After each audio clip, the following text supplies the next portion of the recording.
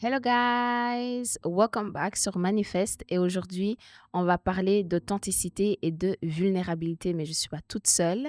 Welcome Melissa. Hello. Alors tu peux te présenter, ton âge, ce que tu fais et OK.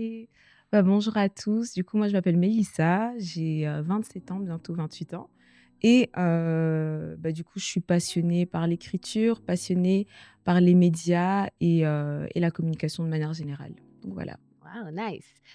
J'ai quelques questions pour toi pour qu'on apprenne à te connaître un peu plus. Première question, quel est ton verset préféré et pourquoi? Et oui, et la deuxième je la dirai après. OK. Mon verset préféré, je vais plutôt donner mon verset du moment, de la saison Oui. dans laquelle je suis actuellement. Du coup, je vais le prendre, ça va être plus simple. C'est le verset dans Philippiens 4, Mm. à partir du verset 12 qui dit: «Je sais vivre dans l'humiliation et je sais vivre dans l'abondance. En tout et partout, j'ai appris à être rassasié et à avoir faim, à être dans l'abondance et à être dans la disette.» Et le verset 13 dit: «Je puis tout par celui qui me fortifie.» Oh my God! En fait, j'avais jamais entendu parler de la première partie. Le Sérieux? «Je puis tout par celui qui me fortifie», c'est tout ce que je connaissais, mais la Ouais, ouais. première partie et pourquoi? Pourquoi? Déjà moi aussi, hein, pour Ouais. être honnête. Et pourquoi? En fait, c'est vraiment, je dirais, le témoignage de ma vie là actuellement. Mmh. C'est que le Seigneur a vraiment permis que je puisse vivre dans le contentement. Parce qu'en Mmh. fait, dans ce passage-là, Paul parle du contentement. C'est que vraiment, il a appris à vivre sans certaines choses et il a appris à vivre avec. Et même si là, à ce moment-là, du coup, l'église de Philippe, je sais pas comment on dit ça, Bien. des Philippiens, je crois, était en train de semer dans sa vie d'une certaine manière. En fait, il était reconnaissant, mais il était en même temps en train de dire: «En vrai, ça me fait plaisir, hein, je suis Mmh. content, Mmh. mais avec ou sans, je puis tout par Christ, sa grâce me suffit.» Mmh. Et c'est vraiment, en vrai, actuellement, c'est vraiment ce que je peux dire, c'est que la grâce de Dieu me suffit en toutes circonstances, quoi.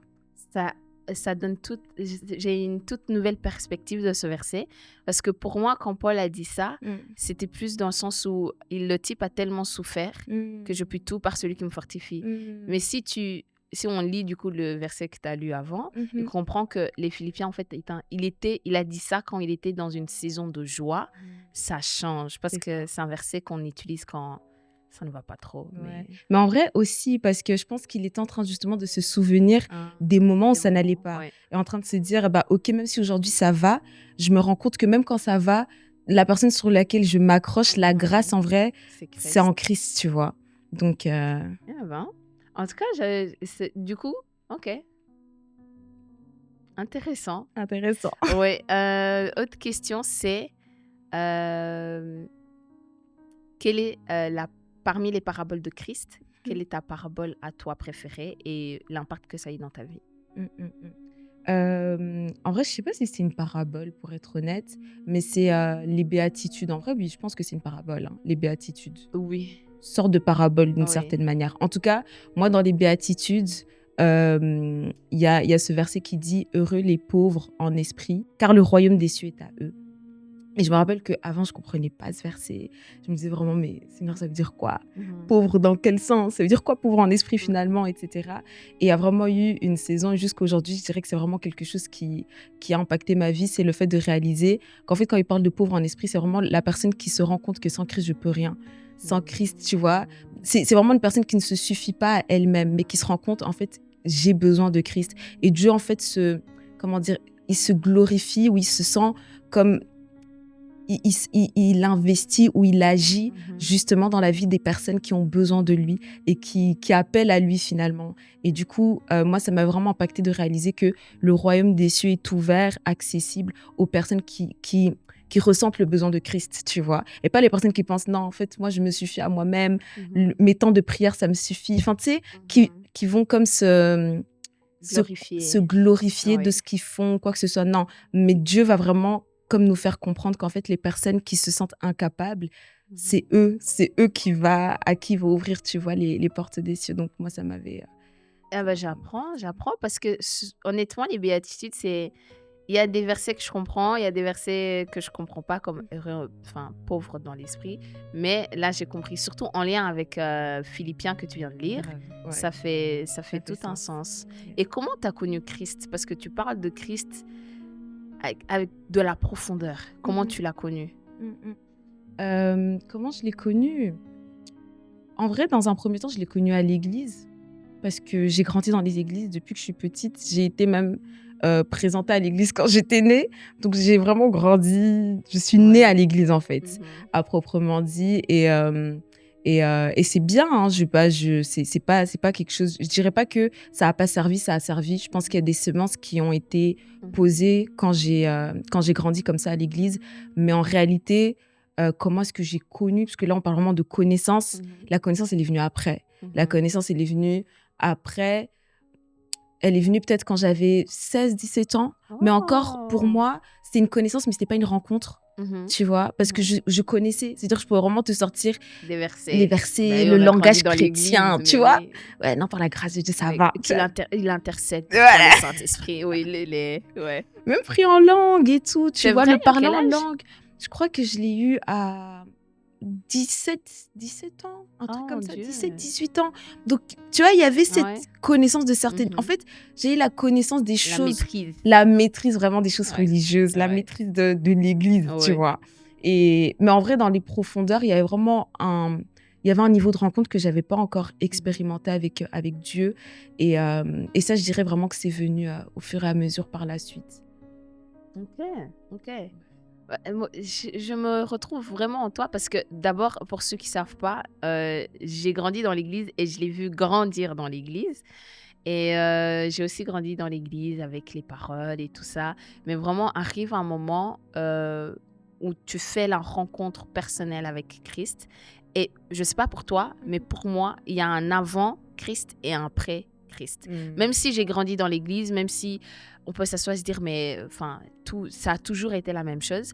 Mais je peux mettre un doigt sur un moment où j'ai fait la rencontre avec Christ et que je me suis décidée, je vais te prendre au sérieux jusqu'au bout. C'était en 2023.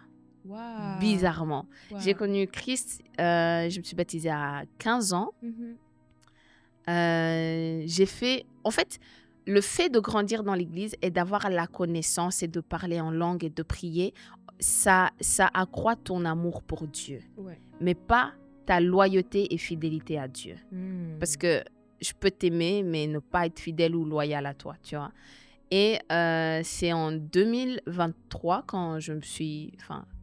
est-ce que je dirais quand je me suis baptisée du Saint-Esprit, quand Dieu m'a baptisée du Saint-Esprit? Quand tu as reçu le baptême? Oui, le baptême du Saint-Esprit. C'est là que, en fait, naturellement, ma vie a changé. Tu vois, quand on dit, ouais, je vais me réveiller, prier. En fait, c'était mécanique, c'était je dois. Mais là, c'est naturel. C'est un flow qui descend comme ça. Quand est-ce que toi, tu peux dire que tu as eu ce flow, tu vois? En fait, c'est intéressant ce que tu dis parce que, justement, moi, j'ai l'impression que, je sais pas comment expliquer, j'ai eu des périodes. Tu vois, j'ai vraiment eu des périodes, mais en fait, je sais pas comment expliquer. J'ai l'impression que le processus avec Christ, il est tellement particulier et tellement aussi unique par rapport à chaque personne que finalement, je vais pas dire qu'avant ça, j'ai pas expérimenté, tu vois. Mais comme toi, je dirais que moi, 2022-2023, c'était plutôt une saison de restauration. Mais en fait, la restauration, elle était tellement nécessaire que finalement, ma restauration, elle est venue d'un coup. Quand j'ai commencé à expérimenter la restauration, quand Dieu a commencé à me restaurer de plusieurs choses, j'ai l'impression qu'après, ça a été comme une fusée, tu vois. En fait, c'est vraiment ça. Ouais. Mais c'est pas que avant, j'avais pas été baptisée par le Saint-Esprit ou quoi, mais c'est vraiment que je portais encore trop de choses. Tu vois ce que je veux dire? Et j'ai l'impression que c'est difficile, même quand on a de la soif, qu'on aime Dieu, vraiment, on aime Dieu, on a envie de lui obéir, mais quand il y a trop de choses, en fait, on se sent comme retenu. Et je pense que moi, ce que je vivais, c'était vraiment de l'instabilité. Ça veut dire, je peux avoir des saisons incroyables avec le Seigneur, puis aller avoir des saisons où... mais le néant, zéro, tu vois. Mais même vraiment, la Bible, elle a pris poussière. Laisse tomber la Bible, là, en tout cas. Même 1 an, ça pouvait passer, c'était compliqué.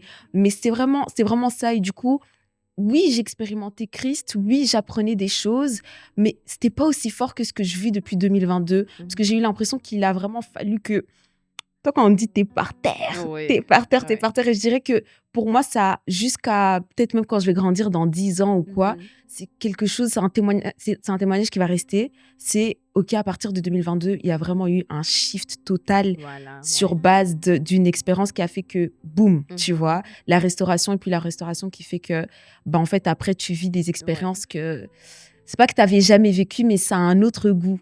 Et Mhm. comme tu dis, après, tu as l'impression, en tout cas, moi, je me sens plus légère. Ouais. Je me sens plus légère, les choses sont plus fluides, comme tu disais. C'est plus Exactement. simple. Parce que du coup, je porte plus tout ça, tu vois, et je sens que, ouais, il y a une différence. Nice. Et grandir dans l'église, il y a ses bienfaits, comme on est protégé. Franchement, je sais pas pour toi, mais le fait que j'ai grandi dans l'église, j'en remercie mes parents et le Seigneur. Ça m'a protégé, mais de tellement de choses. Mais ça m'a aussi apporté C'est l'eau de défi. ces défis, Ouais. les commentaires, les petits commentaires subtils. Ah, ma chérie, tu sais vraiment bien le Seigneur, mais quand même. Aïe. Et puis les critiques vont rentrer et petit à petit, les blessures se font, les blessures se font. Est-ce que déjà, tu as rencontré ça? Et aussi, comment naviguer ça, tu vois?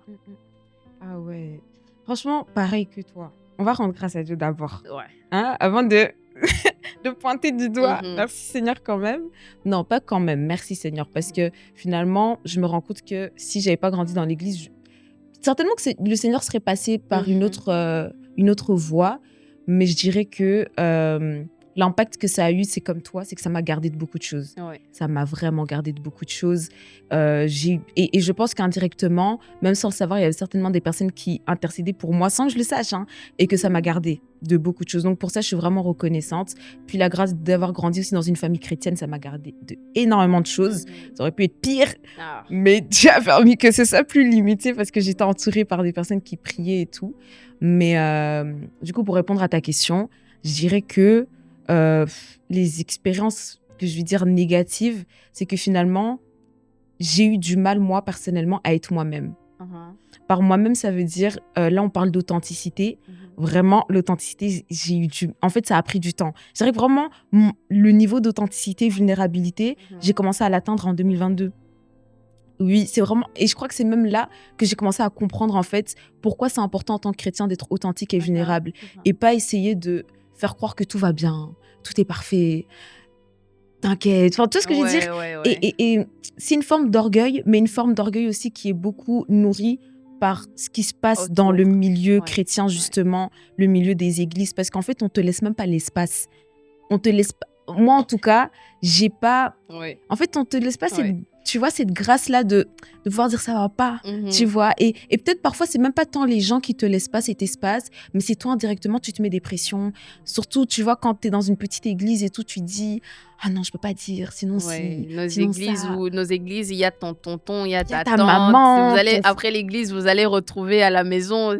Donc, tu vas pas dire parce que ça va pas s'arrêter à l'église, ça va continuer même après. Mais après, définissons ce que c'est la vulnérabilité et l'authenticité. Parce que quand j'ai abordé le sujet avec nos plus âgés, on dit mais pourquoi tu as besoin d'être vulnérable? Et ça se comprend parce que eux, ils ont grandi.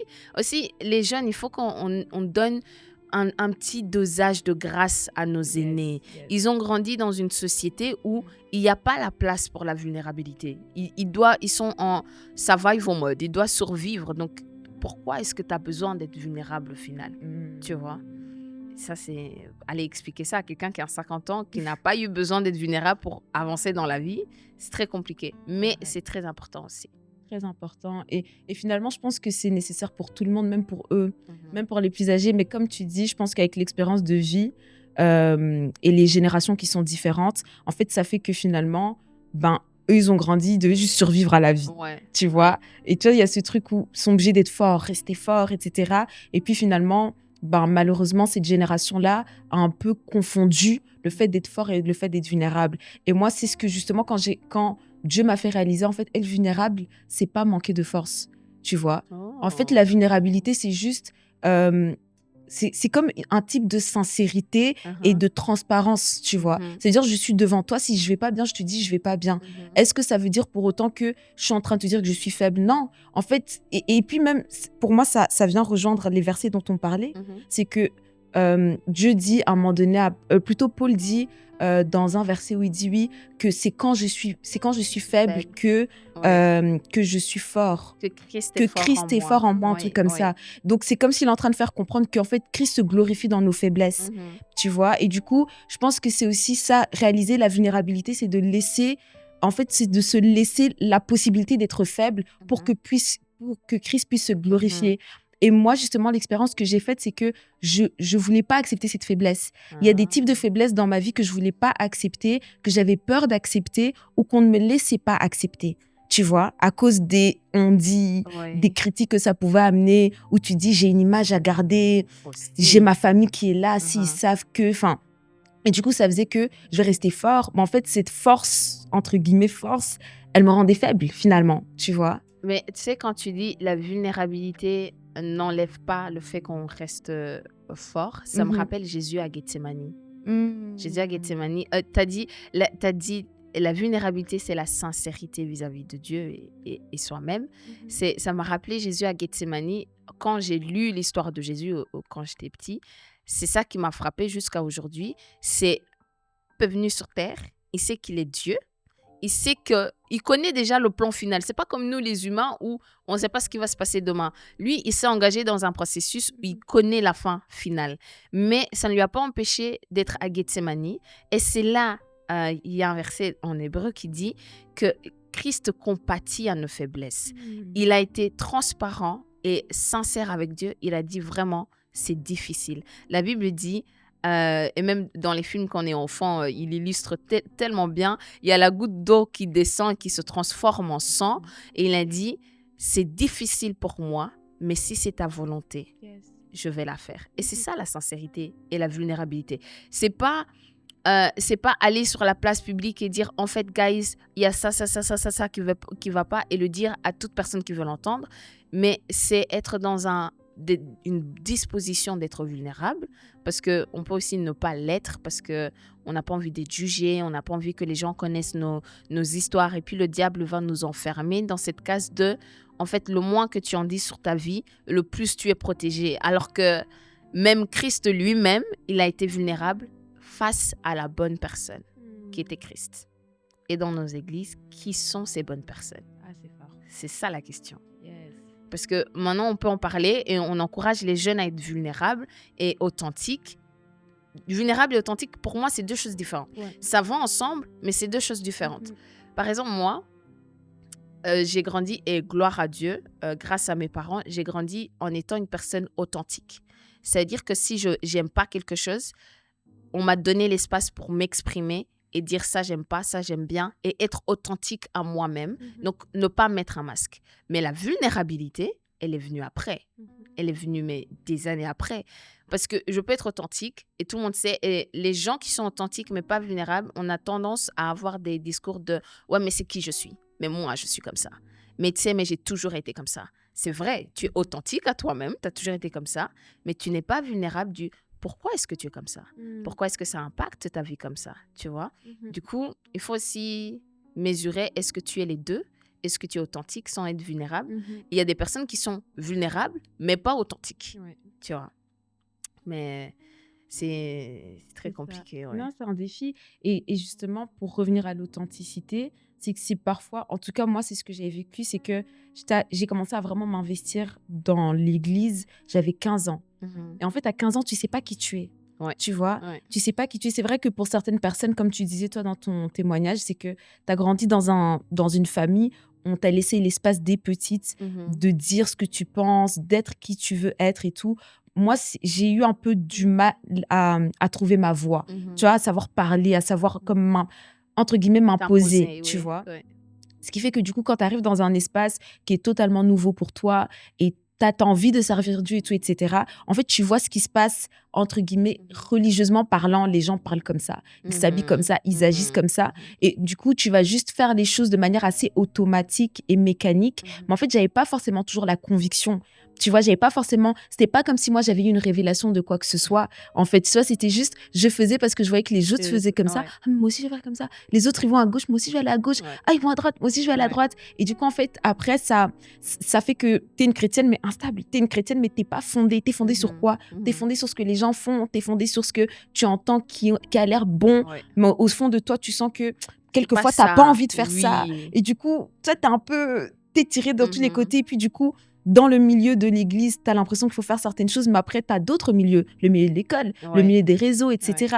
Le milieu des amis. Et du coup, là encore, tu commences à changer de personnalité. Moi, c'est là où j'ai eu du mal à trouver mon authenticité. C'est que du coup, je ne savais même plus qui j'étais. J'avais vraiment...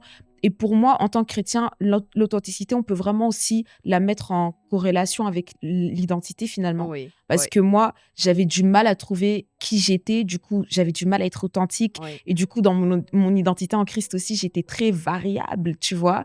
Et Sur l'identité et l'authenticité, j'ai remarqué quelque chose. C'est que quand, disons, tu es quelqu'un qui aime l'art, tu es quelqu'un d'extravagante et extraverti, tu vois, et que tu rencontres Christ et que tu viens dans l'église et tout, et que les gens sont plutôt sobres, dépendamment de l'église dans laquelle tu es, dépendamment de la communauté dans laquelle tu es, ou qui compose cette église, bah, l'église aura tendance à être sobre ou pas. Ah bah, tu vas tout arrêter et tu vas te conformer. Et moi, je l'ai vu tellement de fois. Et les gars, Christ nous a donné une identité, mais il nous a donné aussi une personnalité. Donc, certes, il faut avoir une identité en Christ qui, je suppose, est la même pour tout le monde. Mais elle est nuancée par notre personnalité. Et quand tu dis l'authenticité est liée à l'identité, c'est qu'on nous enseigne l'identité à l'Église. Il y a beaucoup de séminaires là-dessus, beaucoup d'enseignements là-dessus, mais on oublie que c'est lié à ta personnalité. Donc, tu vas venir, tu vas voir Eddie devant en train de servir la chair extravagante, les boucles jusqu'ici.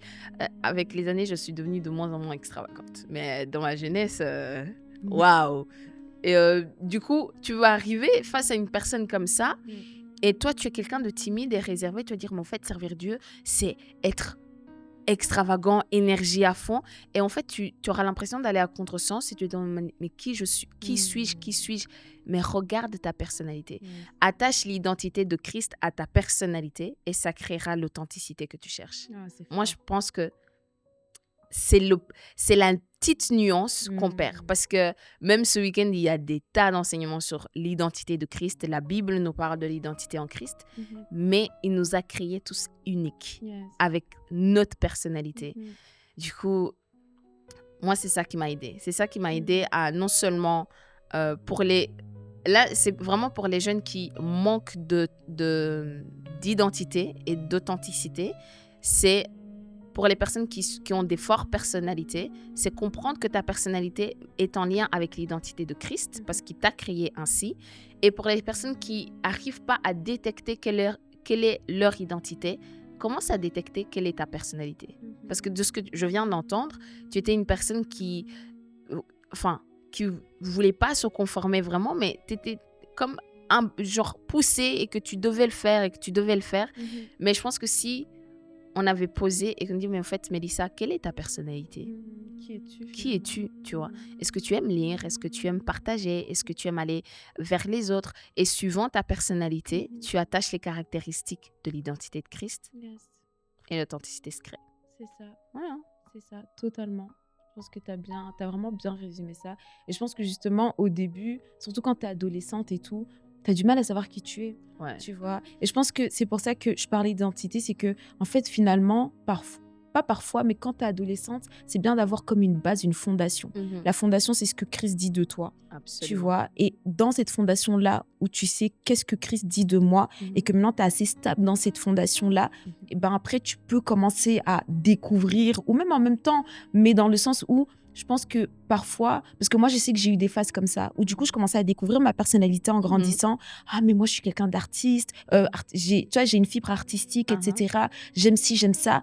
Et du coup, en fait, ça créait en moi un truc. En fait, j'avais l'impression que du coup, je devais pas être chrétienne. Je sais pas comment expliquer, hein. Ouais, je Mais en fait, vois. j'allais dans un Ouais. autre extrême, tu Mhm, vois. mhm, Et du coup, je trouve que ça amenait mon instabilité encore plus dans une profondeur, tu vois. Ça m'aidait pas. mhm, Aujourd'hui, quand je regarde avec du recul, c'est que l'un va avec l'autre, comme tu mhm, dis. Tu peux avoir ta personnalité et être bien fondé dans ton identité en Christ. mhm. Mais quand tu es plus jeune et que tu découvres ta personnalité, tu peux commencer à juger les personnes. Non, mais Oui. elle est fait comme ça, mais moi, je suis pas comme ça, hein. Moi, Oui. je parle comme ça. Oui, Moi, oui, je suis oui, nana. oui, Moi, je oui. m'habille comme Ouais. ça. Moi, nana, qui Ouais. me critique? Pourquoi tu me juges? En fait, ça va créer des mauvais sentiments et finalement, tu vas te retrouver encore instable. Et du coup, Mhm. je me dis, en vrai, un conseil que là, maintenant, en vrai, je pourrais donner à une adolescente ou à un jeune, même une jeune qui est encore en train d'essayer de se trouver à ce niveau-là, c'est vraiment en fait d'avoir comme fondation l'identité en Christ et au-dessus de ça, à côté de ça, je dirais, rechercher aussi sa personnalité, son unicité, comme tu disais. Ouais. Et en fait, ensemble, je pense que c'est la bonne combinaison pour vraiment accomplir ce que Dieu attend de nous, être qui on est réellement et être authentique, quoi. Ouais, mais quand on fait ce travail, Mm. des fois, on rencontre un autre obstacle que moi j'ai rencontré, Mm. la vulnérabilité. Yes. Proverbe 31, j'ai jamais... Il n'y a que très récemment que j'ai été d'accord avec Proverbe 31. Parce que tu as dit, il faut voir notre identité, c'est Dieu qui nous dit. Tu vois, Dieu nous dit, ton identité, c'est ça, ça, ça, ça, ça. J'ai pris le temps d'aller lire la Bible. Proverbe 31 me parle de mon identité. Sauf que je ne suis pas d'accord avec ça. Proverbe 31, tu dois te lever à 5 heures du matin. Proverbe 31, tu dois être travailleuse, tu dois être au petit soin pour les autres. En fait, c'est tu dois, tu vois. Ou même, oui, mais il faut aller dans le calme et la tranquillité. Tu vois, il y a Ésaïe qui nous parle de calme et de tranquillité. L'Esprit de Dieu est calme et tranquille. Je suis tout sauf calme et tranquille. Je suis vite et bruyante, tu vois. Enfin, je l'étais. Et du coup, face à la recherche de l'identité, j'étais là, mais en fait, je ne suis pas d'accord. Et c'est là que pour moi, la vulnérabilité est rentrée en jeu, où je me suis dit, d'abord, j'ai été sincère avec Dieu. J'ai dit, Seigneur, je vois là ce que tu me dis, le genre de personne que je dois être. Je ne suis pas d'accord et je ne veux pas être cette personne-là.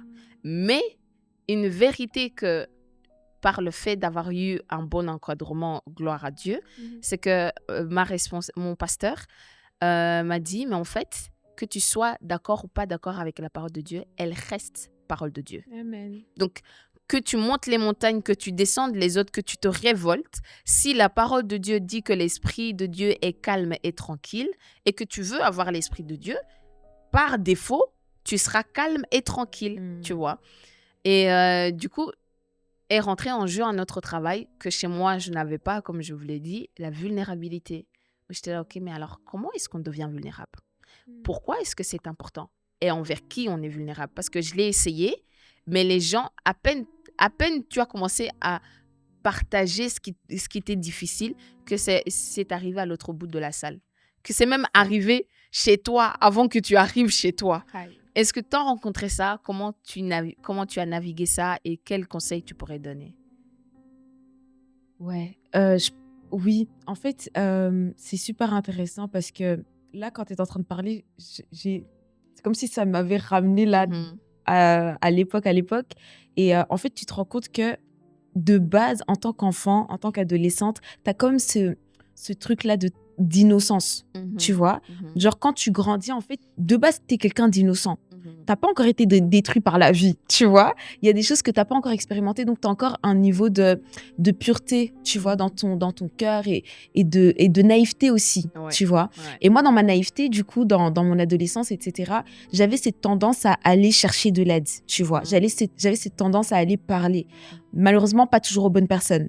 Mais en tout cas, j'avais cette tendance à le faire, mais qui partait d'une bonne volonté. C'est en fait exposer ce qui ne va pas, chercher de l'aide, tu vois. Mais en fait, en faisant ça, c'est comme si, je pense que c'est aussi le diable, hein, indirectement, il passe par là pour venir te renfermer sur toi-même, tu vois, et t'isoler, te décourager. Ouais. Et c'est vraiment ce que j'ai expérimenté, c'est que dans mon désir de vouloir parler pour trouver de l'aide, en fait, malheureusement, ça s'est retourné contre moi. toi, ouais. Et j'ai vécu des expériences assez... Allez, qui m'ont marqué. Aujourd'hui, quand je regarde en arrière, je rigole parce que c'était pas des trucs de fou. Mais Mais quand à t'as mon cet âge, âge-là, voilà, c'est la fin c'était... du monde, Oh hein. my God, j'étais Ouais. au bout. Et en fait, ça a fait que je suis devenue vraiment rebelle, révolte et tout, Mhm. nan. Mais ça a créé tout ça. Mais ça partait d'une bonne volonté. Satan est passé par là pour pervertir, on va dire, la chose et finalement, après, faire en sorte que je sois isolée et que je me retrouve seule. Donc, la vulnérabilité, elle est bonne. C'est important de l'avoir, mais je pense avec de la sagesse. Ouais. Je pense vraiment qu'il faut être sage. Et je pense même qu'à un moment donné, dans la Bible, on nous parle du fait d'aller voir les anciens, etc. Et que c'est eux qui vont t'imposer les mains et tout, des trucs comme ça. Donc, je pense qu'il y a un type de personne vers qui tu dois aller. Faut pas aller parler à n'importe qui. Il N'importe faut pas aller qui, parler à ouais. la copine d'à côté. Oui. Ou faut pas aller parler non plus. Et aussi- Parfois même, ça peut être des grandes personnes. Hein. Oui, et aussi, il faut parler à des personnes qui vont vous aider. Il faut pas... Enfin, c'est pas parce que tu as partagé avec ta copine que vous... Après le partage, vous là, oh là là, oh my God, on doit changer, on doit changer. Après, vous vous retrouvez dans les mêmes affaires. Il faut faire... En fait, la confession se fait vis-à-vis de quelqu'un qui peut t'apporter quelque chose. Yes. Elle se fait vis-à-vis de Dieu Mhm. et vis-à-vis de cette personne. Que tu le confesses vis-à-vis de ton frère ou ta sœur ou vous êtes à peu près dans le même âge et tout, Mm. la personne ne fera que prier pour toi. Mm. Mais elle ne pourra pas donner plus de conseils que ça, tu vois. Il faut aller C'est ça. aux responsables. Exactement. Il faut vraiment, c'est vraiment ça. Et même, tu parlais de confession. Et justement, toujours dans le cadre de la vulnérabilité, à un moment donné, à cause des blessures et tout qui avaient été créées, je m'étais dit, tu sais quoi, la seule personne chez qui je vais aller confesser, c'est Dieu. C'est Dieu, ouais. Tu vois. Ouais. Et en fait, je me rappelle à un moment donné, j'avais suivi une formation où une personne avait repris ce verset-là, hein, qui dit, je sais plus comment ça dit, mais genre en mode, confesse tes péchés. C'est celui qui dit, celui qui cache ses transgressions ne prospère point, mais celui qui les avoue et les délaisse obtient miséricorde. Amen. Et en fait, moi, à ce moment, tu vois, quand j'entendais ça, tu vois, souvent, quand on était là pendant les temps de culte, on disait, voilà, c'est un temps où on va prendre le temps de se repentir devant le Seigneur. Voilà, parce que celui qui cache ses transgressions, Donc, moi, je me disais, ah, ok, ce verset, c'est cacher ses transgressions devant Dieu. Devant Dieu. Tu vois. Oui. Et je me rappelle que ce formateur, il avait dit quoi? Il avait dit, mais genre, Dieu sait déjà tout. Comment tu peux lui cacher? Voilà. Tu avoues rien, Dieu sait déjà. Donc, c'est-à-dire que quand Dieu nous parle de ce verset, en fait, il parle du fait d'en parler à quelqu'un d'autre. Et c'est à travers cela que ta délivrance va se trouver. En fait, on parlait de l'année 2022 qui a été une année super importante pour moi, 2022-2023. Et ben justement, c'est quand j'ai accepté à nouveau cette vulnérabilité, le fait de m'ouvrir, etc. À travers ce verset-là, ben en fait, que j'ai compris, c'est en parlant, en disant aux bonnes personnes, comme tu disais, ben en fait, que vraiment ta délivrance se cache là. Ta délivrance se cache dans le fait de parler, d'aller confesser, d'aller chercher de l'aide, de ne pas rester seul, d'aller avouer. Tu n'avoues pas à Dieu, tu avoues à quelqu'un qui ne sait pas. Dieu sait déjà, tu vois. Mais si, Mélissa, tu me dis d'aller avouer, mais si je vais le dire au responsable, et qu'il s'avère que le responsable en question, c'est ma tante, c'est mon oncle, c'est cette dame-là qu'on sait bien, l'histoire ne reste pas cachée très longtemps, tu vois. Comment on fait et comment naviguer ça? Parce que moi de comment j'ai grandi, j'ai vu les autres vivre ça, mais par la grâce de Dieu, je n'ai pas vécu.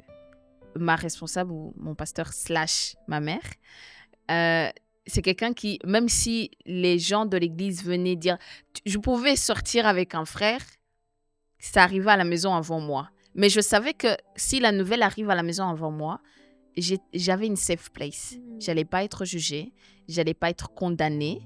On allait me reprendre, mais dans l'amour, tu vois. Mais comment faire si toi, est-ce que tu as eu cette safe place-là? Comment tu as fait en attendant d'avoir cette safe place-là?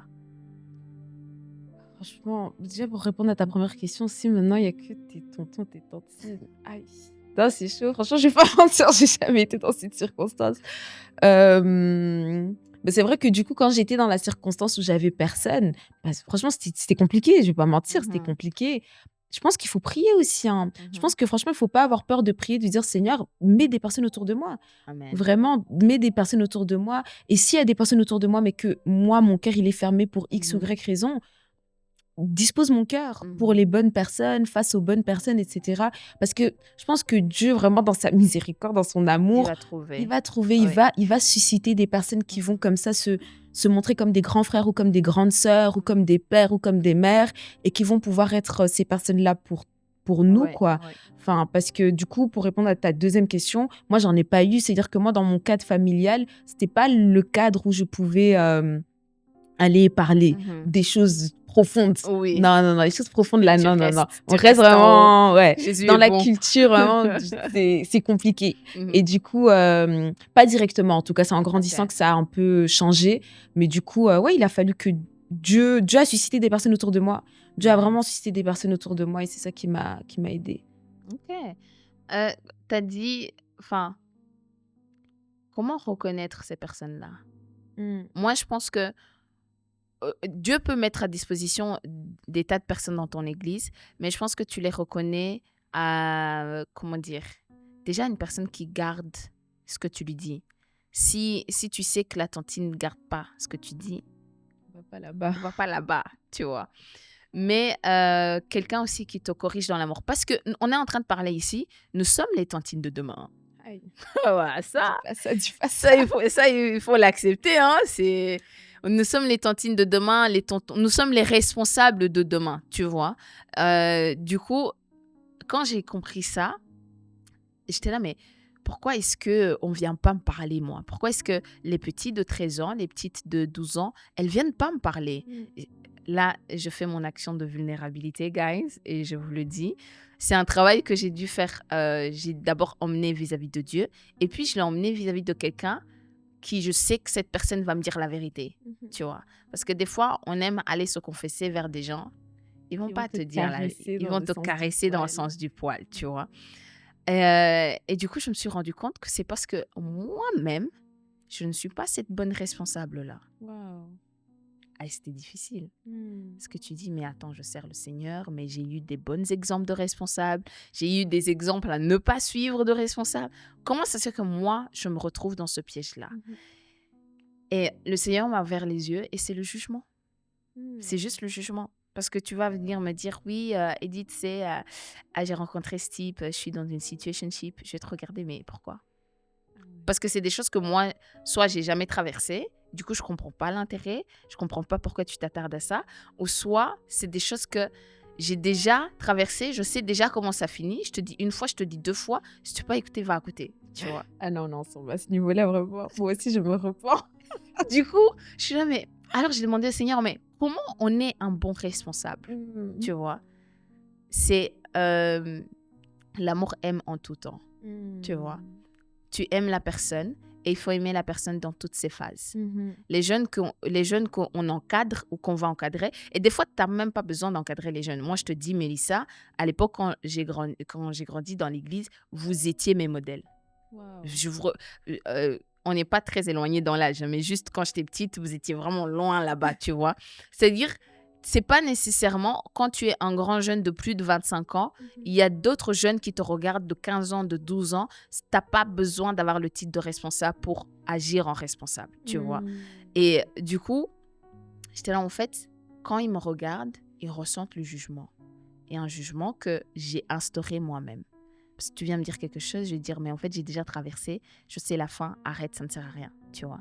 Mais il faut donner la compassion et la grâce de aimer ce jeune dans toutes les phases qu'il va traverser. Aujourd'hui, il est en feu pour le Seigneur, tu l'aimes, tu le soutiens.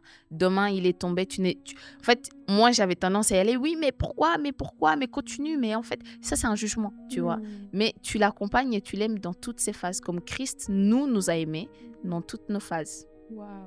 Tu vois. C'est fort. Et ça, finalement, c'est aussi ce qu'on aurait aimé vivre. Ouais. C'est ce qu'on aurait aimé aussi avoir comme type de soutien. Et franchement, je te rejoins sur le côté jugement et vraiment pour les mêmes raisons. Souvent, c'est des choses que j'ai déjà vécues. En plus, c'est même pas tant des choses que j'ai pas vécues, mais souvent, c'est ce truc où tu sais déjà comment ça va se terminer. Tu connais les conséquences et tu sais comment ça peut être grave. Et du coup, et je pense que c'est par amour, finalement, c'est la peur. C'est la peur de les... C'est comme... Mais parfois, en fait, ça peut Matérialisé. Non, en fait, ça peut se transformer comme du contrôle, en fait. Oui. Et c'est là où vraiment, Oui. il faut vraiment... En fait, il faut demander beaucoup de sagesse à Dieu. Mhm. Parce que sinon, à un moment donné, tu vas avoir l'impression que tu es Dieu. Tu es Dieu dans la vie de ce Ouais. jeune, alors que non. En fait, je pense que vraiment, quand je dis ma grâce te suffit, c'est même dans ce genre de truc-là, Seigneur, ta grâce. Vraiment, Ouais. je m'appuie sur ta grâce et je te recommande cette jeune ou ce jeune à ta grâce simplement. Parce que là où moi, je suis limitée, toi, tu peux faire le reste. Et je pense que parfois, c'est aussi se lâcher prise en tant que responsable, enfin, responsable modèle en tout cas. C'est vraiment lâcher prise et dire, je suis là, je reste à côté, je crois en ce jeune, je sais ce que tu veux faire avec, je continue d'intercéder dans le secret, je parle même pas, mais je suis à côté et tu fais le reste. Mais ça, c'est vraiment un exercice très, très, très, Très compliqué. très compliqué. Oui. Parce que quand il y a les émotions, que tu aimes vraiment la personne, tu es là, tu dis, Seigneur, s'il te plaît. Mais moi, aujourd'hui, ce qui m'aide, c'est aussi de réaliser, mais Mélissa, finalement, toutes les erreurs, entre guillemets, que tu as pu vivre, aujourd'hui, c'est ça qui fait que ton témoignage, il est même plus fort. Ouais. Et c'est même ce qui fait que Christ peut encore plus se glorifier à travers ta vie. Du coup, même parfois, je regarde et je me dis, si même avec toutes ces intercessions, si même avec tous les conseils, la personne, elle veut quand même faire ce qu'elle veut, ben, en fait, ça veut dire que finalement, c'est le plan de Dieu. Ouais. Vraiment, fais confiance à ce que le Seigneur veut faire. Et puis aussi, parfois, je me rappelle qu'un jour, il y a une fille, du coup, qui est un peu plus jeune que moi, qui m'avait dit, mais tu sais, mais ça, ton histoire, ça va pas forcément être la mienne, tu vois, alors que je suis en train de lui donner des conseils. Oh. Et franchement, ça m'avait frappée. Et sur le coup, j'étais en mode, non, elle comprend pas. Moi, j'aurais Elle tout comprend pas. remballé. Moi, Allez. je sais c'est quoi la vie. Moi, j'ai vécu. Toi, tu sais pas, mais moi, j'ai vécu, j'ai tout vécu. Mais en fait, quand elle m'a dit ça, vraiment en prenant du recul, j'ai dit, mais c'est vrai, Seigneur. Genre, en fait, que j'arrête de croire que c'est moi qui contrôle le destin. C'est toi qui contrôle le destin de ces jeunes, c'est pas moi. Ouais. Donc, en réalité, d'accord. Fais ce que tu as à faire. Après, je prie, bien sûr. Parfois, tu peux être sensible par rapport à certaines choses, mais tu laisses parce que finalement, c'est vrai. Dieu a vraiment son parcours avec chacun de ces jeunes. Donc, ouais. Mais aussi, pour moi, je vais arrêter de dire les responsables parce que du coup, jeune de plus de 25 ans qui n'est pas responsable va dire, bah, c'est pas mon affaire, tu vois. C'est ça. Les modèles, on va dire. Les modèles, on a un devoir de vulnérabilité vis-à-vis des plus jeunes. Ouais. On le voit souvent dans les églises où il y a 2, 3, 4 jeunes ou même toute une équipe de jeunes qui sont à fond pour le Seigneur. Mais à fond. Ils sont département visio, département chantre, département enfant, accueil. Vraiment, ils ont le zèle pour le Seigneur. Au point que ça en devient l'hyper-performance spirituellement, tu vois. Et donc, ces gens, on dit, ouais, mais eux, ils ont la sagesse, tu vois. Eux, ils vont pas en boîte. Eux, ils font pas ça. Eux, ils font pas ça. Donc, on a les bons jeunes qui sont dans le bon chemin et on a les jeunes qui, un jour, ils sont à l'église, et les compliqués, tu vois. L'enfant de la maison et l'enfant qui est sorti de la maison, tu vois. Mais ces jeunes-là qu'on qualifie comme étant les futurs pasteurs, tu vois, les futurs prêtres, évangélistes, tu vois. Eux aussi, nous avons un devoir de transparence vis-à-vis des jeunes, tu vois. De dire, moi par exemple, pendant longtemps, on m'a dit, ouais, mais Eddie, encadre les jeunes. Pour moi, on a été transparente. Vis-à-vis des jeunes d'abord et vis-à-vis de moi. J'étais là, écoutez, je ne peux pas encadrer des jeunes où je mène les mêmes combats que eux, tu vois. Pas que je dois être parfaite, hein. Non, comprenez-moi bien. C'est que, en fait, je dois connaître le remède à ce pourquoi je suis en train de me battre pour pouvoir te le donner. Si je connais pas le remède, on va mourir ensemble, tu vois. Donc, j'ai dit, mais en fait, j'aime encore les sorties. J'aime encore aller dans ça. J'ai pas encore compris l'importance de faire ceci et cela dans les églises, en fait. Tant que je n'ai pas atteint ce niveau-là, Seigneur, je peux pas le faire. Ça serait de l'hypocrisie. Ça serait rentrer dans l'hyper-performance. Pas servir Dieu n'est pas de l'hyper-performance. C'est le fait de le faire avec de l'hypocrisie derrière. Parce qu'un jour, sûr et certain, la chute va arriver. Les masques vont tomber. Et non seulement ça te choque toi, au point que tu retournes en arrière plus que tu étais, mais les jeunes qui te regardaient en modèle, eux aussi sont choqués. Je l'ai vu et je me suis dit, je veux pas être ça. Je veux pas devenir ça. Je vais marcher dans l'authenticité. Mais ça demande d'abord être transparente avec toi-même. Mais ça ne veut pas dire, parce que ça aussi, je suis tombée dans ce piège-là, je sais pas pour toi, mais dans le piège de dire, ouais, alors quand je serai prête, je servirai Dieu. Aïe. Est-ce que tu n'es jamais prêt? Never. Tu n'es jamais prêt. Juste, je retourne sur la parole que tu as dit au début, on est rien sans Christ. On n'est rien sans Christ. Même dans cette période où j'étais là, ok, moi, je ne veux pas rentrer dans le ministère parce que je suis authentique et à moi-même et tout ça. Ben, en fait, il y a un vide qui est quand même là. Il y a un trou qui est là et il ne se remplira que si tu es dans la volonté parfaite de Dieu. Amen. Tu vois. Je ne sais pas si Ouais. tu relates. Totalement. 100%. En fait, je vois, tu as dit que moi, j'aurais Je t'ai pu. retiré les mots de la bouche, quoi. La vérité. Non, mais c'est ça, en fait. C'est ça. Mais ouais, c'est un processus. Hein. Ouais. Mais tout ça, moi, je dis notre génération. Et c'est ce que, comment dire, c'est ce qui, moi, me motive. C'est mon moteur. C'est pas être responsable. C'est pas être un modèle. Non, c'est avoir cette safe place où les jeunes peuvent d'abord comprendre que ils ont le droit et ils doivent être vulnérables, mais aussi que la personne qu'ils ont en face d'eux, c'est pas Marie-Joseph, c'est pas saint, tu vois. Je vais aller sur les adultes aussi. Les pasteurs ne sont pas parfaits. Ils ne connaissent pas toute la vérité, tu vois. Ils ont tout autant besoin de Christ que toi, tu vois. Donc, dès qu'on a compris ça, je pense que la vulnérabilité et l'authenticité s'installent. C'est ça. Et en plus, c'est vrai que c'est tellement rare de voir des parcours. Tu sais, tu es en train de parler des chrétiens parfaits de l'Église et puis les chrétiens compliqués. Un jour, tu es là, un jour, tu n'es pas là et tout, etc. Mais en fait, finalement, même ces chrétiens-là qui ont l'air parfaits, ils ne sont pas parfaits. Et en fait, le problème, c'est que le fait de les catégoriser comme les chrétiens, futurs pasteurs et tout, etc., ça va les pousser à cacher leurs transgressions, à cacher leurs défis, tu vois. Et pourtant, si tu vas même regarder, ça, c'est vraiment un truc qui peut grave étonner, c'est qu'en fait, tu vois, ceux qui ont l'air d'être les compliqués, en vrai, ils sont tellement transparents qu'il n'y a rien qui choque. Oui. Tu vois, il n'y a rien qui peut choquer.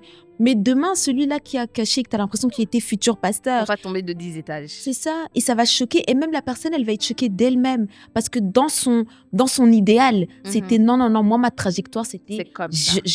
Je connais Christ, je sers Christ, demain je suis pasteur, Tu vois ce que je veux dire? Et du coup, en fait, ça devient encore pire. Tu vois, la chute, elle devient catastrophique. Alors que sans la parole, retour même des sans fois. retour même des fois. Alors qu'en vrai, la parole de Dieu nous a... Il n'y a personne dans la Bible qu'on a vu qui était jamais tombé quelquefois, tu vois. Et du coup, ouais, je pense que c'est ça, c'est que nous, aujourd'hui, en tant que modèle, exemple et tout, etc., c'est vraiment de décomplexer les jeunes, décomplexer les plus jeunes et vraiment leur faire comprendre, c'est normal. Oui, d'accord, aujourd'hui, on te donne le micro, tu fais X, Y, mais ça ne veut pas dire que demain, tu peux ou tu ne vas pas tomber. On n'est pas en train de le déclarer ou l'espérer, tu vois. Et c'est possible, en plus, ça aussi, par contre, c'est possible d'arriver à un certain niveau de maturité où Dieu te rend vraiment stable et inébranlable, comme sa parole nous le dit. Donc oui, Dieu peut te rendre fort, stable, inébranlable, etc. Mais ça ne va pas empêcher qu'il y ait des moments de faiblesse, comme on disait. Et Dieu veut se glorifier dans ces temps de faiblesse-là.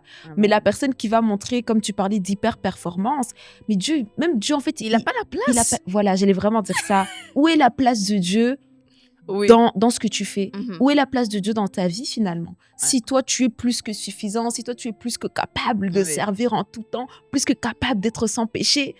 Aïe, et c'est pour ça que finalement, tout à l'heure, j'étais en train de dire, je rends grâce à Dieu pour mes expériences et pour tout ce par quoi j'ai pu passer, Dieu n'a peut-être pas voulu, mais il a permis. Parce qu'aujourd'hui, du coup, il y a vraiment ce truc où à chaque fois, je me dis, mais en fait, Mélissa, c'est pas toi. Parce que toi, tu sais qui tu étais.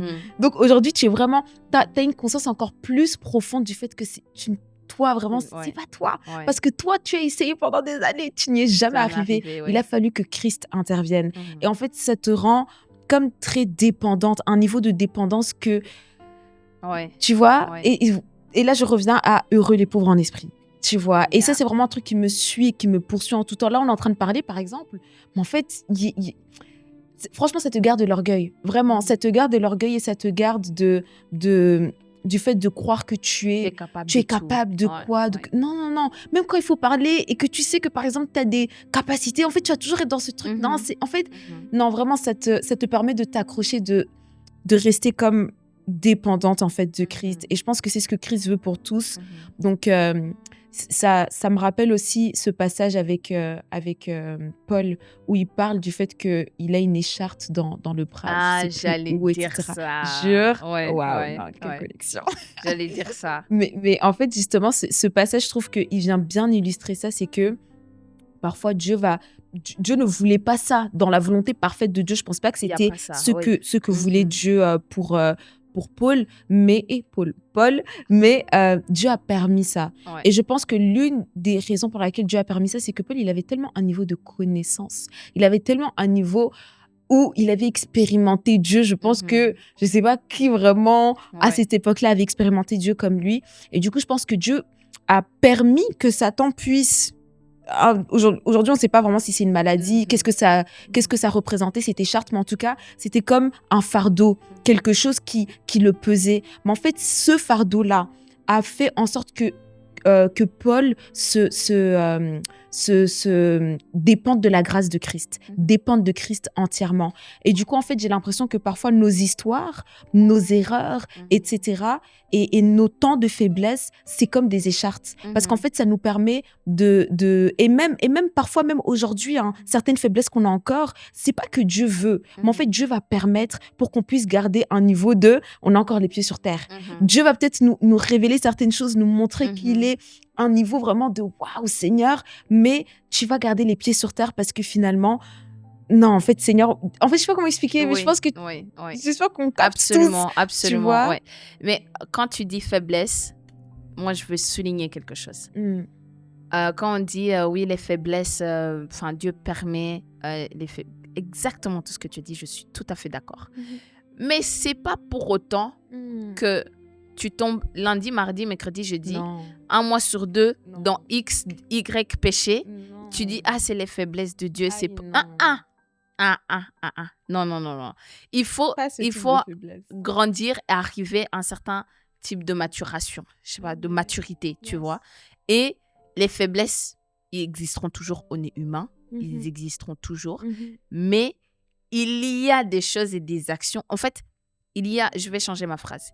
Il y a un style de vie que nous ne devons plus mener quand nous faisons la rencontre personnelle authentique avec Christ, tu vois. Il y a une différence dans notre vie. C'est pas nos paroles, c'est pas nos actions, c'est pas les bonnes choses que nous faisons, c'est la vie que nous menons. Donc, le témoignage externe que les autres peuvent apporter sur toi, c'est ce qui démontre que tu as une vie changée et tu es mature en Christ. Ça n'empêche pas que même quand tu vis cette vie en Christ authentique, que tu as des faiblesses.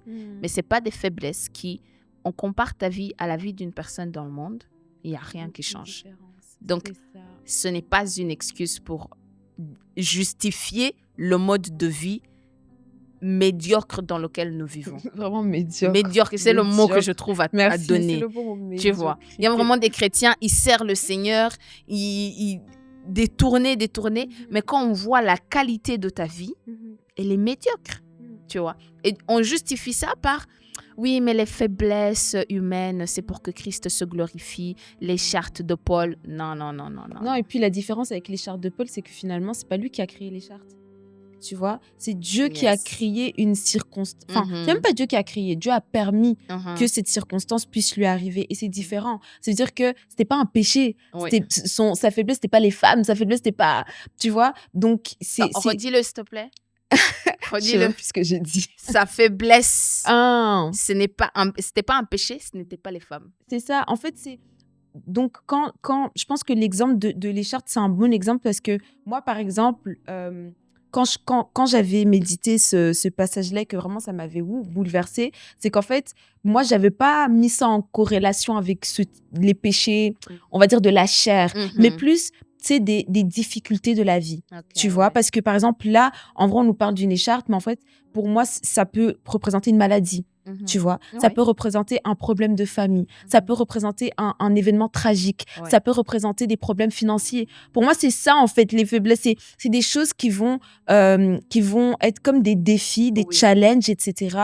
et qui vont faire en sorte que tu dois encore dépendre de Christ. Tu vois ce que je veux dire? Qui vont te rappeler, ah, en fait, j'ai encore besoin de Jésus. Ouais. Tu vois? Et je pense que ça, c'est des choses que Dieu va permettre. C'est pas qu'il veut. Et t'es pas censé non plus rester dans ça jusqu'à... Ouais. Bon, pour le coup, avec Paul, c'était quelque chose qui est resté, mais c'est juste des choses qui vont te garder, tu vois, Sur terre. dépendant et sur terre à Mhm. travers cette faiblesse et Mhm. ces choses. En fait, c'est des choses que de toi-même, tu ne peux pas régler Ouais. et que tu devras dépendre de Christ pour régler la chose et que du coup, tu devras continuer à t'appuyer sur lui. Et en t'appuyant sur lui, du coup, voilà, tu ne t'appuies pas sur tes propres forces et c'est là où tu trouves l'équilibre finalement.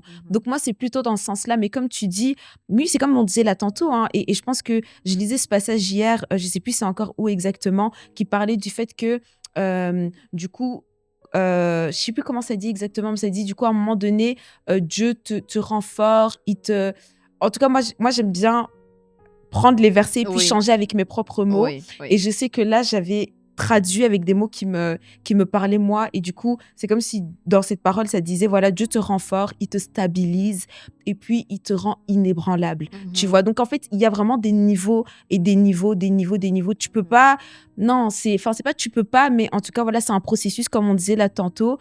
Et en fait, il faut qu'à un moment donné, tu sois fortifié. Ouais. Il faut qu'à un moment donné, tu sois stabilisé sur le roc qui est la parole de Dieu, qui est Christ, et puis à un moment donné où tu es rendu inébranlable. Donc oui, il faut une évolution, ça c'est certain. Ok. Et qu'est-ce que tu dirais à une jeune adolescente qui nous écoute, surtout ce jeune qui a essayé, comme tu as dit, tu avais une innocence d'aller vers les personnes qui des fois n'étaient pas les bonnes personnes, mais qui vit la même chose et qui a décidé, moi, je m'ouvre plus à personne, tu vois. Qu'est-ce que tu conseillerais, les trucs et astuces pour développer cette authenticité et vulnérabilité?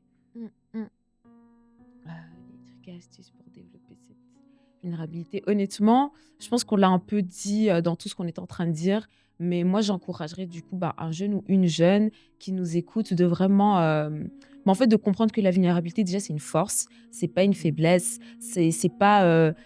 oui, c'est pas une faiblesse en fait, c'est une force que Dieu nous donne de pouvoir être sincère avec lui et sincère avec les autres. En étant sincère avec Dieu, Dieu peut mieux nous aider. En étant sincère avec les autres, en fait, non seulement ça montre ton humanité, t'es là où tu es incapable et là où tu es limité et là où Dieu peut justement intervenir. Et puis aussi, quand Dieu va se glorifier, quand Dieu va pouvoir agir dans ta vie, en fait, ton témoignage sera encore plus grand parce que tu n'auras pas caché ce par quoi tu es en train de passer. Mais maintenant aussi, en termes d'aide et de soutien, vraiment demander à Dieu, en vrai, de te conduire, de te montrer vers qui aller. Du coup, il y a je pense qu'il y a vraiment des personnes spécifiques que Dieu suscite au milieu de nous pour pouvoir être ses oreilles, parfois qu'une oreille. Pour d'autres personnes, des personnes qui vont prier avec toi, des personnes qui vont prier pour toi, des personnes qui vont te porter dans le secret ou pas. Donc, même si tu ne le vois pas aujourd'hui, pendant que tu es en train de faire cette prière à Dieu, de voilà, Seigneur, suscite des personnes, en fait, Dieu va susciter ces personnes-là. Crois-le et crois que même si tu ne le vois pas, il y a ces personnes qui sont déjà en train d'intercéder dans le secret et tu verras les fruits. Ouais. Et moi, aujourd'hui, en tout cas, je crois que même quand je ne le voyais pas, même quand je croyais que j'étais seule, c'est impossible. Je crois que réellement, il y avait des personnes qui étaient en train d'intercéder pour moi, même si je ne le voyais pas, et qu'au temps voulu, Dieu a mis des personnes autour de moi pour pouvoir me porter, et il le fera également pour toi. Ouais. Amen, amen. Et moi, j'encouragerais les responsables, les modèles, comme elle a dit, les jeunes, nous sommes ici le fruit des prières de ces personnes qui nous ont portés. Avant d'aller partager ce que le jeune t'a ouvert, ou même, des fois, les jeunes, ils peuvent partager des choses choquantes auxquelles nous ne nous y attendons pas, tu vois. Donc, première chose, prions pour eux. Deuxième chose, la vérité. Mais la vérité n'empêche pas l'amour, la vérité n'empêche pas l'authenticité. Une chose qui fera que le jeune va non seulement t'écouter, se retrouver en toi, mais qu'il y aura du fruit dans l'interaction que vous allez avoir, c'est l'authenticité. Le jeune ne devrait pas te prendre comme un dieu, comme un mini-dieu. Ça ne devrait pas arriver. Donc, je conseillerais aussi l'authenticité et la vulnérabilité vis-à-vis des modèles et des responsables.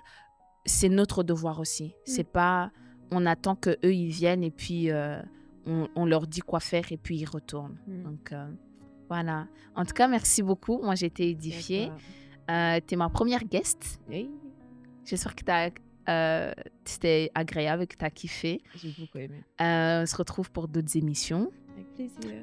Est-ce qu'on peut te retrouver sur les réseaux sociaux s'il y a un jeune qui veut te parler, s'il veut communiquer avec toi, où est-ce qu'on peut te retrouver? Du coup, j'ai un Instagram. Je suis pas très active, hein, je vais pas mentir, c'est un Instagram simple, mais oui, du coup, mon Instagram, c'est @melissamgb. Voilà, merci beaucoup, que Dieu te Merci à bénisse. toi. Et on se retrouve dans d'autres épisodes tout aussi intéressants. Stay blissful, guys.